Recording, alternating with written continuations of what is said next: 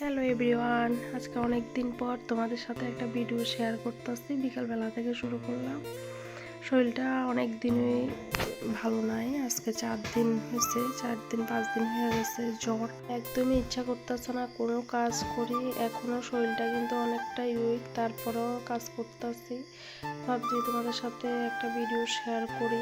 Dashboard সব কিছু add হয়ে রয়েছে, তো যার কারণে বিকাল থেকে একটু শরীরটা মনটা একটু ফ্রেশ লাগতেছিল। তো ভাবছি একটু ভিডিও কইরা নিই। আর এই ভিডিওটা যদি আমার বরে দেখে কিন্তু খুবই রাগ করবো আর কি। কাজ টাজ করতে দিতেছে না আজকে কয়েকদিন ধরে। ও যেদিন আইছে ওই দিন থেকে জ্বর জ্বর। তো আইসে অবধি কিন্তু তোমার আমার খাওয়া দাওয়ার খেয়াল, তারপরে শরীর অসুস্থ হলে যা হয় আর কি, খুব কেয়ার করছে। রান্না বাড়া সব কিছু আমার বড়ই করছে। আর আজকে গেছে গা, ওরাও খুব মিস করতেছি। আর বিকালবেলা থেকে ব্লগ বানাইতেছি, এটা দেখলে তো রাগ করবো অবশ্যই। তো কি করছে, ঘরের কাজগুলি এতটাই এলোমেলো হয়ে রয়েছে। আজকে 4 দিন 5 দিন হয়ে গেছে। এদিকে বর কি রান্না করব না বা আমার ছোট বাবাইকে দেখবো। তো সব কিছু মিলাইয়া বড় যতটুকু পারছে কিন্তু অনেকটাই করছে। আর তারা পুরুষ মানুষ যতটুকু করে তো অনেকটাই, আমি মনে করি একবার বাইরে কইরা বাইরে কাজ কইরা আবার ঘরে করা তাদের লিগে অনেকটাই টাফ হয়ে যায়।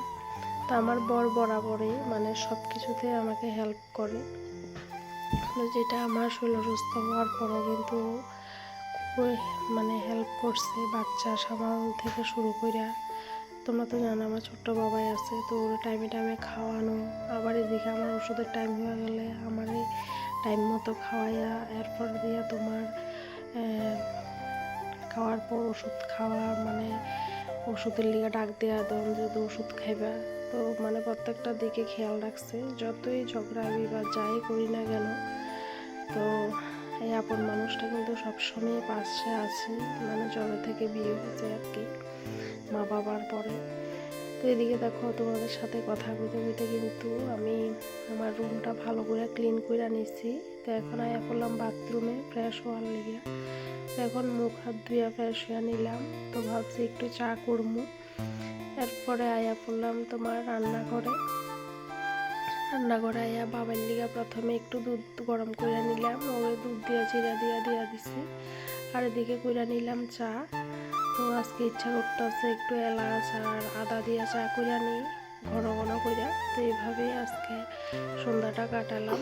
তো তোমাদের কাছে ছোট্ট আমার আজকের বিকালের গল্পটা কেমন